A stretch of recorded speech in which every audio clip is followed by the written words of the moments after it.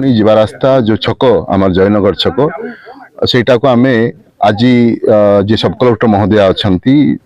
Jaipur sub division तो आम ये प्रस्ताव देइथिलु जे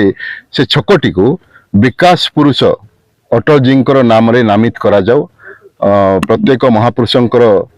छक रही जमती डॉक्टर आंबेडकर गांधीजी एवं सुभाष चौक रही सबू अच्छी जयपुर रे तो अटल जी नाम रे मध्य गोटे छक हवापाई सर्वसाधारण रे ये गोटे दाबी रही एवं से दाबीटा को नहीं आम जनता स्वर होगी आज आम सब कलेक्टर पाखे उपस्थापना करचु प्रस्ताव दीचु से भी राजी अच्छा ए खूब शीघ्र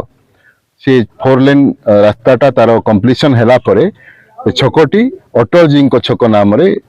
नामित हवापाई जाउछि। तो विकास स्रोत को जी ग्रामांचल आरंभ कर सहरांचल पर्यंत पहुंचे स्वर्ण चतुर्भुज भाया योजना करी रूराल कनेक्टिविटी को एवं जो जो प्रत्येक कोण अनुकोण रे सबू ट्रांजेक्शन को पहुंचे से होचंती विकास पुरुष अटल बिहारी वाजपेयी